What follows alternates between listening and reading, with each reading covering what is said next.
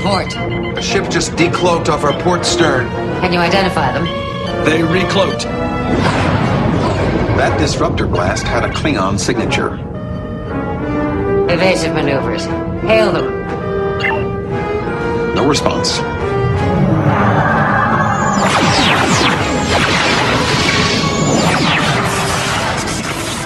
Port shields are down to 50%. Welcome back to the Sci-Fi Diner podcast. We have a really good interview to bring you tonight. Someone that I've heard about. We chatted on Twitter before and finally got him to come on the show here. Yeah, I'm Miles, you're aware of this guy, right? Oh, I know Larry Nemecek. Yes, you know him. Well, not personally. Okay, maybe after this interview, I can say we know each other a little bit. A little bit more personal than you did before. Yes, but I know him by reputation. Yeah, by reputation. And so this guy, my understanding, is an expert in everything Star Trek. He is. I could ask him what color underwear Spock wore, and he would know. Probably, yeah. Probably. But so tell me a little bit about him. Well, he comes from a journalistic background. He has written. He was the managing editor for the Star Trek Communicator magazine for several years, and he does a lot of consulting work for anything Star Trek related. As far as years ago he was consulted a lot for the Star Trek The Experience, the theme park in Las Vegas, and he's also made appearances in some of the Star Trek fan films. And as I think because of his status as being a journalist in Star Trek magazine, he's been able to do some extra work on some of the other Star Trek series. Well, I know that he wrote an episode somewhere back, and I think it was the Next Gen episode. Mm-hmm. And so, so I mean, I'd like to kind of give his some of his credentials in the introduction. Yeah, we'll do that. That. Well, so here's our interview with Larry Nemecek. I have a Klingon serving aboard this ship. Impossible. She's my chief engineer. I will meet this chief engineer. We'd be honored to have you as our guest. Go ahead. Okay. Ladies and gentlemen, it's no secret to any of you that when it comes to sci-fi, much of my passion for it is because of Star Trek. Well, tonight we'll be speaking with a gentleman whose passion for Star Trek is so great, many call him Dr. Star Trek. Ooh. His contributions to Trek include the authoritative Star Trek Next Generation Season 1 Concordance, the Star Trek Next Generation Companion, which has been revised 3 times because of more added material, and also I'm proud to say I own a copy of, served as the managing editor for the Star Trek Communicator from 1998 to 2005.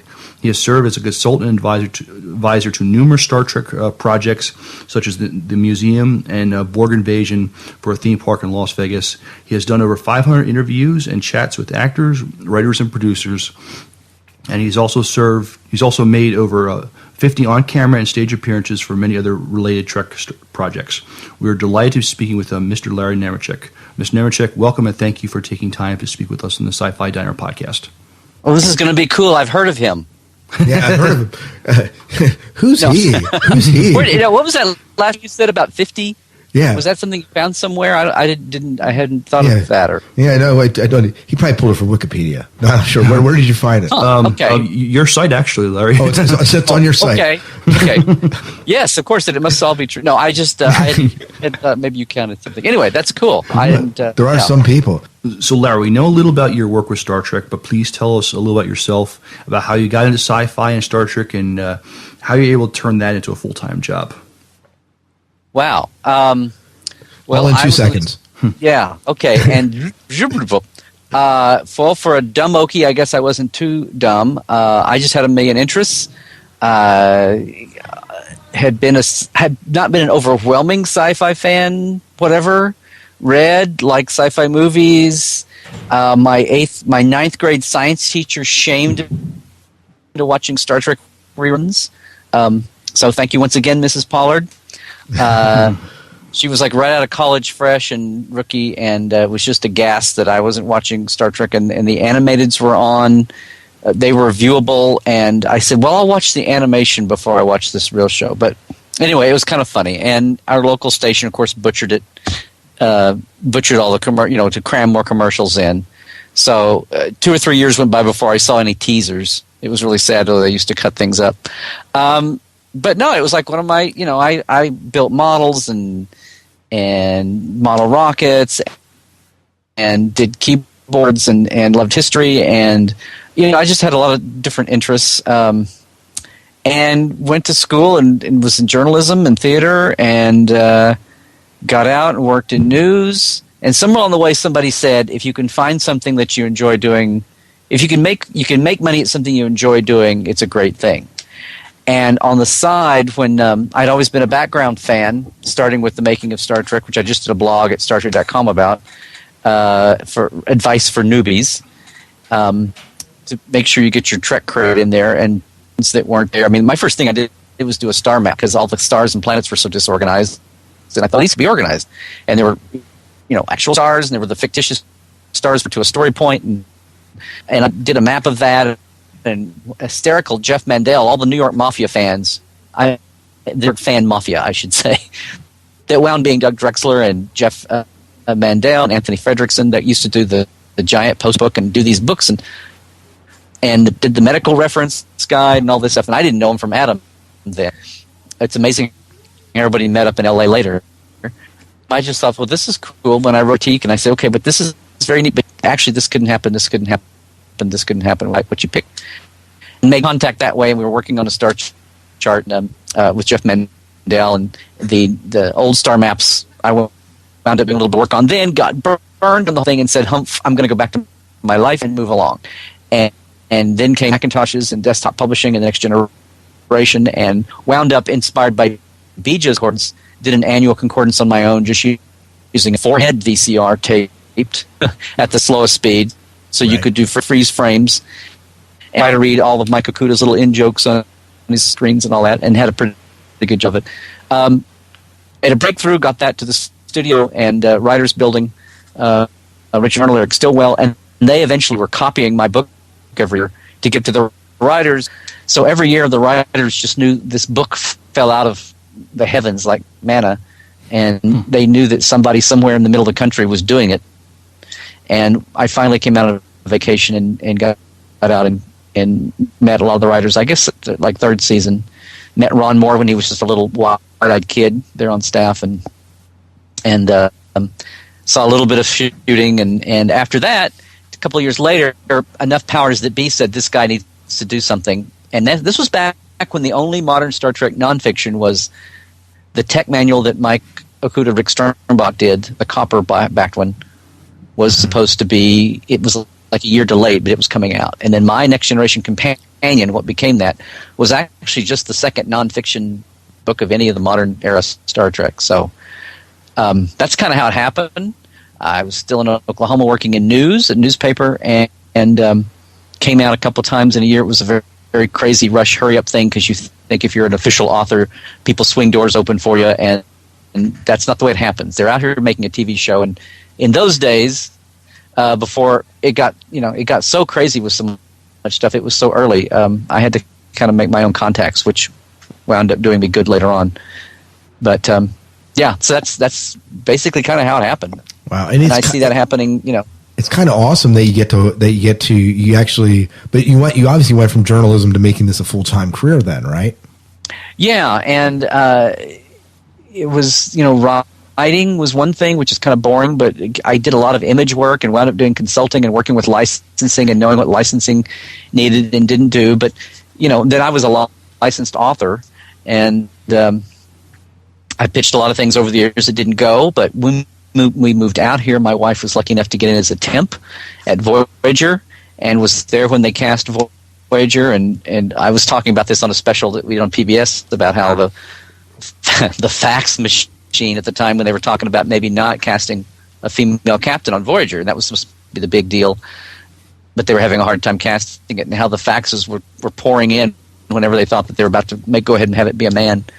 So anyway, that was the time when we moved out here, and I had already met enough people that kind of had a backing. And then soon after that, the fact files out of England, I was lucky enough to get put onto that, and all the contacts I made, I didn't want to waste them just because there wasn't a book to do, and I figured out that that's what all these freelance writers are running around doing. So I had plenty of people I could view and keep that up with. And then Dan Manson asked me to do the communicator editing for years and years when it was too big a thing for him to do from Denver. So between all that, it was, and of course now we're in a fallow time. So there's not as much Star Trek out there for anybody, much less for the people that, did it professionally. Right. So I look around doing some other things too, but and the world turned, and we're all, digital babies. So I have my Trekland blog and my website, which started off as a calling card, business card, and now is, an archive. And I've neglected to update it like I should have. But I'm working on my first batch of new HD videos. There's a lot of stuff up there already.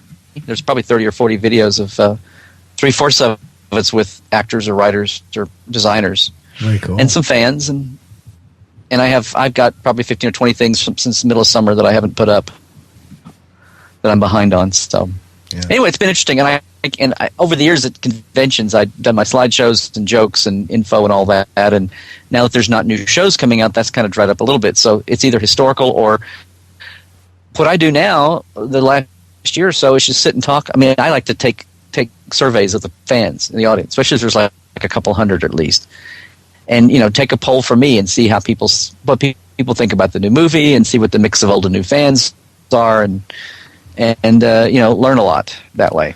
No, I was going to say, you mentioned some things we definitely want to touch on in just a little bit here. I did want to go back to, you said that you were on the PBS special. Was that the one about the captains that they just ran? Yeah.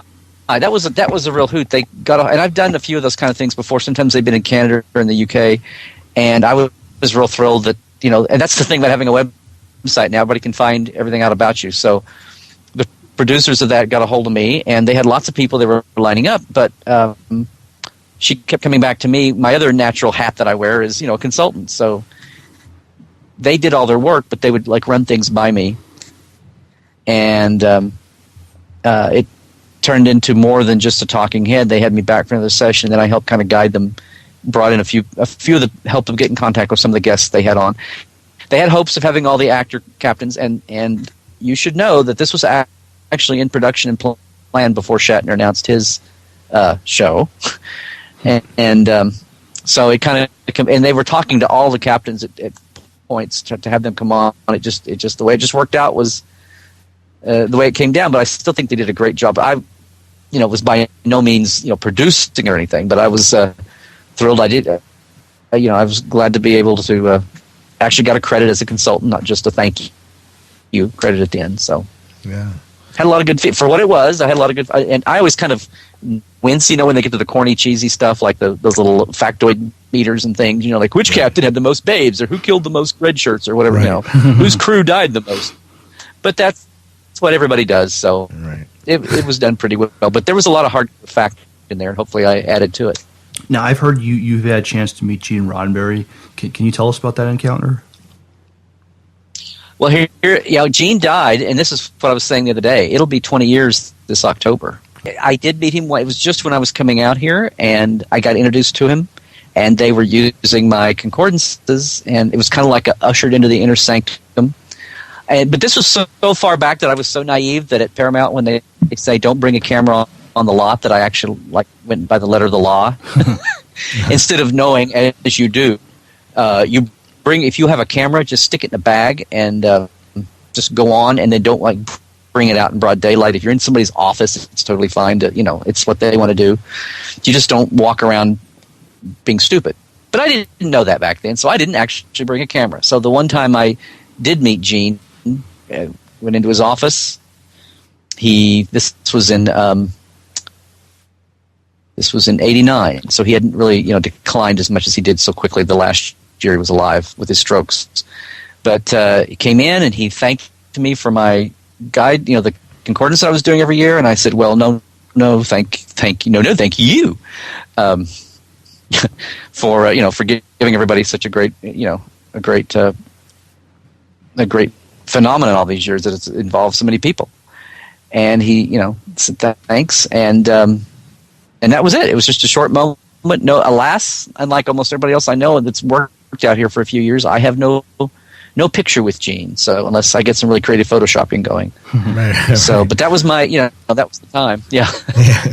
And coming from, but Midwest there, I always wished to, especially in the 70s when he was doing speaking at colleges to make money before everything took off.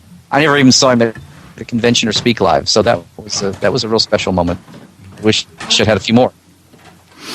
I've asked numerous Star Trek novel authors what they thought of the new Star Trek movie, and with few exceptions, most really liked it. I don't remember which author it was, but he said it gave the franchise Viagra. What are your overall thoughts of the new Star Trek movie? The new movie took me, even knowing, not working on this one like I had the last few. All the Next Generation movies, I between the magazine and doing interviewing for the chapters in my book when it would update, I was really close to it, almost from like square 3. Not square 1 maybe, but square 3 out of 10. And a lot of times they'd open and I would think, I really wish I had it like the Kirk era movies, and I really wish I was totally seeing this live for the first time. So it was a little odd because JJ came in with his unit and it was all new people, no connections to anything prior. They barely even officed on the lot at Paramount, and so that was a big, everything was in hiatus and kind of uprooted. So that was kind of different, and it's like, be careful what you wish for, you get it, Lieutenant. So, but I did get to see it with fresh eyes, even though by the time it opened, you'd had so many leaks and rumors and everything. The one thing that did throw me was the whole Spock Uhura thing, and I remember being kind of queasy the first time or two I watched it. It's like watching your, brother kiss your sister or something bizarre. I mean, it was like, okay. But it was really kind of that way. Most of the rest of the movie, I at least had a hint, if not, the whole thing of being an alternate timeline, okay. And I knew that was the way they wanted to get in and wallow in the franchise, but then cover their butt as far as not have to answer every little anal thing. Mm-hmm. So, or if they wanted to switch something. So, I thought, obviously it was a great movie. I thought one of the strongest things about it was how it was cast. I thought the casting was excellent. There's my movie-going realist part of me that knows that it was a blockbuster. It was great. It didn't set the world on fire on the mega scale the way some movies have. But for the franchise that stupidly was called Dead when Enterprise was canceled, but anybody that knows how Hollywood is, A, they're always desperate for movies, and B, if there's a franchise that made $47 bazillion, it's not going to lay in a box somewhere next to the Ark of the Covenant. Sure. It's going to be out as soon as somebody feels like it's going to make some bucks again. And you just hope that it's in the hands of somebody who cares. Mm-hmm. And for all the worrying and hand-wringing and nitpicking, it was. Not just JJ, but Bob Orsi and Alex Kurtzman and their whole little Supreme Court of people. But it was definitely a break in continuity of all your designers and everybody, down to the DVD team that's recording it. So, but yeah, it definitely blew the barn doors off, got people in. They were, this whole token thing about, the young people have to come see it again and not play video games so much. I mean, that obviously happened. Their marketing was very savvy. There's a piece of me that says this is very cool. They did what they did very well. If it's getting people in the door and buying Star Trek, and almost like a magical script, the people I talked to at the Vegas conventions the last couple of years, first-time fans are going back and getting the original series DVDs, and they're getting Next Generation, and they're going through. An awful lot of people are doing that. So it's doing its job. If you want to be purely crass and commercial, or even just think about the health of the franchise, it's the whole thing about the fan base is aging. Nobody under 30 cares about Star Trek anymore. Well, that's reversed. And then Star Trek Online, and all these different things. It's back, and it's cool to be. It's cool to like Star Trek. It's cool to be a Star Trek fan. And it's not the moldy, oldie thing sitting in the box in the basement. Like the perception of it, anyway, had come to be. Right. So all of that's great. Now, the little fanboy nerd in me looks at this as, it was an alternate timeline. And I loved it when they called Leonard Nimoy Spock Prime. And my joke I'd say on the conventions is that, that means if that's the prime universe, and this is the subprime universe, and we all know what kind of problems we've had with subprime anything lately. Right. Nice. with the mortgages, and I mean that as a loving little loving little poke, because it is an alternate universe timeline. That's nothing radical. Everything from Steven Age of Forever to Yesterday's Enterprise. Nobody in the movie has a goatee, really, aside from a couple of Romulans or whatever. But it's an alternate timeline, and that's a proud, high tradition. And the reality is, this is a movie, not a TV series. There'll be another one in 2 or 3 years, hopefully, and maybe another one after that. They've all got 3-picture deals. But in 10 years, people get tired. They don't want to be stereotyped. To me, the big question is, when will it be back on TV? Because Star Trek as a franchise was made to be a TV series. That's what it's geared to be.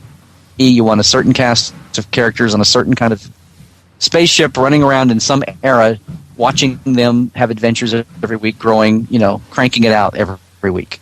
And a movie has always been kind of a reward to a cast. They're on the big screen now, and now we've got the same characters, different people playing them in a slightly different timeline. Which, when you get right down to it, means if you're the producers and writers, you get to say, okay, we love that Vulcans have pointed ears. We love that Spock's mother was called Amanda. We love that antimatter powers the engine. Okay, so in this universe, all that stuff's going to happen. In this timeline, all that's going to happen. But it's only off because Amanda's dead and Vulcan's blown up. Or as people go, but why is Chekhov and Kirk? Why are they like different ages apart than they were in the? That's because the Kelvin blew up. Mrs. and Mr. Chekhov just decided they were going to wait a few years before they had Pavel this time. So now they're closer together in age than they used to be. I mean, it's like, why did this happen? Because the Kelvin blew up. Right. So whatever. So, you know what I'm saying? You know what I'm saying? Sure. So everybody's excited, but the little fanboy in me still looks at this as fake Star Trek, and I wish I was getting more new stuff about new things. Right. Somewhere in the canon, somewhere in the timeline. The fact that they did it so well, that's like a huge sigh of relief. But I still feel like, okay, well, I'm watching new stuff about people I already know, or I'm watching new stuff about people I kind of know. These are like 90% different people, so what's the big deal on both ways? What's the big deal, and what's the big deal? Well, why all this storm and drag, having them be just a little bit different? Yeah, well, you did mention something that's true. When I got into the when I watched a movie, that and having Scotty be in his brewery engineering was just too bizarre. So, the one thing that I did notice for me is I went and watched the movie when it came out, and decided, I guess this last spring, to actually go back and rewatch all the movies. And I did not grow up watching Trek. I grew up in Star Wars and reading a lot of other science fiction and watching some other science fiction, but I caught some Trek episodes here and there, but never really watched Trek, and made the commitment, I guess, in August to begin working through Next Generation. I did try going through the 60s. You sound like you've been drafted into the Army. I have. Well, that's Miles' fault primarily. Yeah. But you know what? I went watching Next Generation and absolutely loved it. I'm now halfway through season 7. So. Oh, well, you're almost there. I am almost there. Well, and you had not watched. And let me just so I know, you hadn't really watched the original series consistently as a unit. So you started in on Next Generation, not having had the original series as a foundation. That is correct. I'd watched some. I had watched some, and I'd actually made it a point to actually watch. I made a point to try watching the first season, made it through it about halfway, and decided that, it just wasn't capturing my attention. Probably some of that is just not really having that as part of my childhood, more than anything. And but did fall in love with Next Generation, and in fact, the Netflix just shipped out my some Voyager discs today. I guess some of the Netflix DVDs must be back ordered, but. Okay. But yeah, so I'm working through. I want to work through the extended universe and kind of get into it. I've been enjoying Next Gen quite a bit. Did you start? Okay, so and you had not seen Next Generation, even scatteredly. No, I had. You said, I did Next watch. Generation, I did watch a few of the Next Gen episodes, but I had never watched a complete series. Right. Yeah. So, and you started with square one with the pilot. Oh yeah, you bet. You bet. Went through season 1, the terrible flashback. Survived. Yeah, the terrible flashback episode they did. Was that in season 1 or season 2? Season 2. Oh, season 2. the clip show was in the season. Yeah. And season 2. So the writer's strike, and Maurice Hurley was walking out the door pissed, and yeah. yeah. And then went through and just, I love I've been loving the past seasons, seasons 5, season 6, and now in season 7, and really enjoying it. Just watched, in fact, today, the episode that I just watched when I was on the treadmill was the one where Data meets his mother. Oh yeah. Yeah. Juliana Tainer. Yeah. Whatever. Yeah. So, McDonald. Yeah. Yeah. But. And if you listen in that show, did you catch when Data says, this just, aside from all the sidebar stuff you get about the Soongs and his quote-unquote family, that's the show where when Brent Spiner later on said, I don't want to play Data anymore because I'm getting older, and even with the Data Gold makeup on, Data is aging and he shouldn't be doing that. That's the episode where they have it written where Data says, well, I have an aging chip, blah, blah, blah, so I'll get to be, I'll age like my mother does too, but hers is way more sophisticated, or something.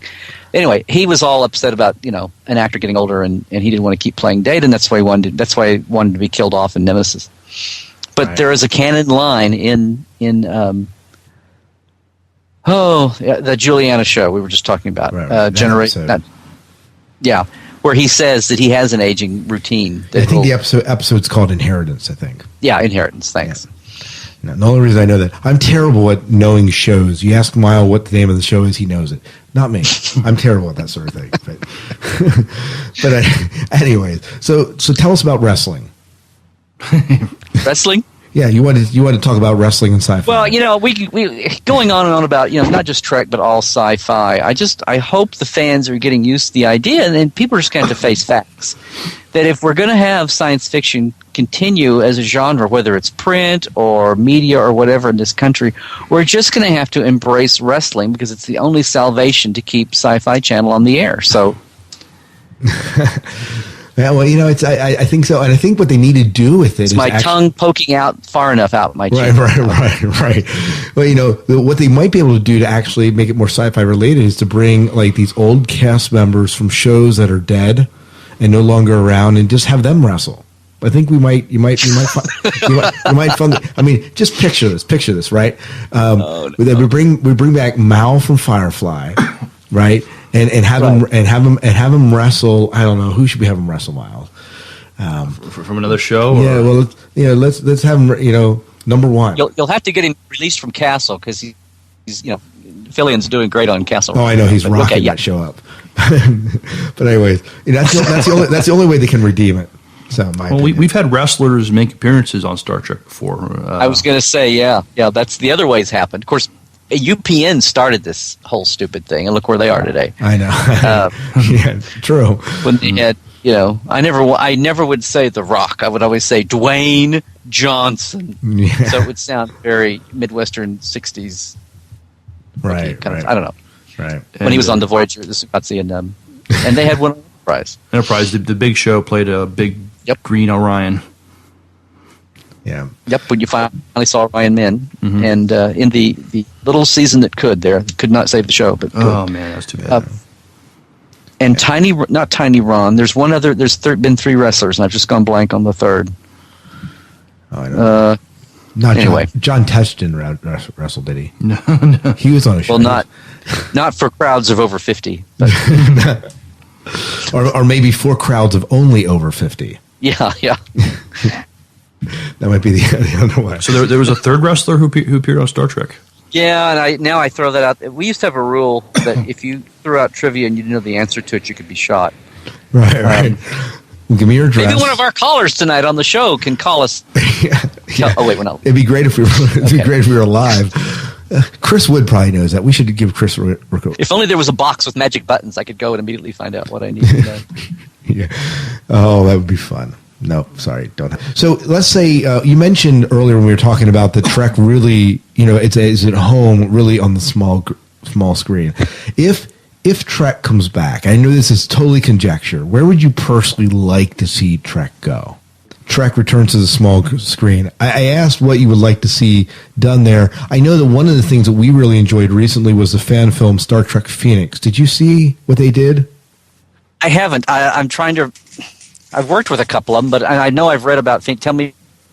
Well, they did. What's their claim? What's their? They jump ahead in the future quite a bit, right? Like almost like 50 years. They jump ahead in the future, and they do some interesting stuff with what the transporter beams and the subspace aperture. Yeah, called it. Yeah, they do some different things, which is kind of interesting. But from your perspective, what would you like to see if Trek were to hit the small screen? You want to go into the future? Or you want to jump back into the past? Oh, well, see, okay, this is what's funny. All the people that were bashing Enterprise because it was a prequel, I just thought was, I mean, everyone's entitled to their own opinion. Right. But there you go. But I just thought that was stupid. It's the same way I thought the people that could not accept Next Generation when it started, because it wasn't Kirk, Spock, McCoy. I was like, well, shut up. It's new Star Trek. If Gene's doing it on TV, leave. Don't sink this. Don't stand up in the boat and sink this. And I was really that way about Enterprise because I wanted some of those gaps in the timeline filled in for years. And I'd heard, after I was working on my book, I'd heard the writers talk about how hard it was to keep finding interesting things to do with perfect people. Where technology saved your ass, where you knew everything had been worked out. And I said in the 90s, and I wish I'd written this down and dated it, do stories about the founding of the Federation and when everyone's learning all this stuff. And when all this is all being figured out and they're heroic, but they're still making mistakes. And thank goodness Rick finally heard my thought waves and did it. So I've got no problem hopping around. There's lots of gaping holes in the early 24th century, the time of what would correspond to the B and the C are out there. Mm-hmm. Right. The Romulan War, and I'm talking about the prime timeline. I mean, the subprime one is fun to do. I can't see the franchise. And I think Anthony Pascali and I disagreed on this, but he thinks everything in the future will be based on the subprime timeline, and I don't see that. For one thing, who knows who's going to be in charge? That's kind of the underlying question here. Now, the last time I had a long interview with Bob Orsi, and I never transcribed this part of it because it was mainly archival, but I had wanted to know, do they have any interest in, Kurtzman Orsi or Bad Robot or anyone have an interest in doing Trek on small screen? And he said, oh, no. We're doing the movies, that's fine. And I saw a story recently where he said, I'd to do a series. So I don't know what Chuck said. I think I don't know exactly what he meant in the time in between. But the point is, it's going to depend on who's running it and where they come from, and are they fan deep, dyed in the wool in their heart fan? Are they coming at it as something they've learned, as an adult? Are they coming at it as just some crass bozo trying to make bucks? And whatever studio or network just turned them loose because they have a big name. So, I mean, this is the kind of stuff I tried to blog and write about in my column in the Star Trek magazine, which I haven't plugged yet. Please do. Yeah. It's the kind of thing that's going to, that will determine what we got. And fortunately, we got somebody who was fan oriented with hardcore fans in tow that did the movie. But as far as the small screen goes, I'd be happy. Good friend David Rossi, who used to work with Rick Berman, he and a couple of guys were on the verge of doing and pitching an animated series. So I guess I can go either way. As long as it's good, I guess. I mean, I'm with you on Enterprise. I mean, I thought let's go retro. I think they should have been even more retro than they were on Enterprise myself. But I'm sorry, they should have even done more what? They should have been more retro. Yeah, more retro. I thought they should. Yeah. Technology should have been less advanced than it was. Stories have been written better the first couple of years, but well, there's that too. I mean, the fourth season. I mean, I think many agree is the best, but it just wasn't enough to save it. Yeah, well, the fourth season was a paid off, like a bribed season. It was, unless something insane happened and their ratings like quintupled or something. Nothing was going to change that. Yeah, we gotta wrap it up here. But how can our listeners find out more about you and what you've been doing in the world of Trek and your blog? Tell us, how can listeners find out more about you? Oh, okay. Well, I have LarryNemecek.com, which is kind of a central place. There's some archival stuff there. I finally got my photo archive organized this last year, so I'm going to try to start getting some more things loaded up there. But then my Trekland blog, which is now at treklandblog.com, or you can go to the name website and get there.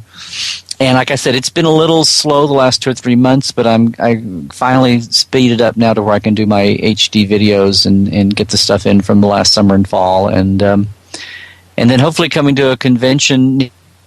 I always go to Vegas. I've been going to San Diego Comic-Con, our old hometown con in Oklahoma City, SoonerCon. I'll give them a plug. But I try to get around. I've done some more last year. Hopefully, trying to make it up to Seattle to Emerald City Comic Con, and I was just at Dallas Fan Days in October, and hope to go back again. So anyway, but it's on the site where I'm going for events and things on the site, and I like to share stories and hear what everybody's doing, and sample. Take an air check of the mood out there and see what everybody's thinking, and do that end of it, and keep the column going in the magazine, and do a lot of writing. This is a thing nobody ever sees. A ton of my stuff I've done over the years nobody has ever seen in America because it goes overseas. Okay. But I've been very involved working at a thing in Japan with a DVD project and a model kit project, but it's writing. So yeah, just LarryNemecek.com and TreklandBlog.com is a good way to start. And then we'll find out. You can tweet me and Facebook me and all that stuff. All that good stuff. Well, I hope you can make it out to the East Coast sometime. Yeah, we'd love to see you on the East Coast. I did. I totally had a wacky trip to the New York Comic Con as a last minute thing, and got to meet 2 or 3 people I wanted to see, but it wasn't a well planned deal. So, okay. You guys are based where? We're based in Pennsylvania, so we're kind of middle there. So, yeah. Well, thank you so much for coming on, and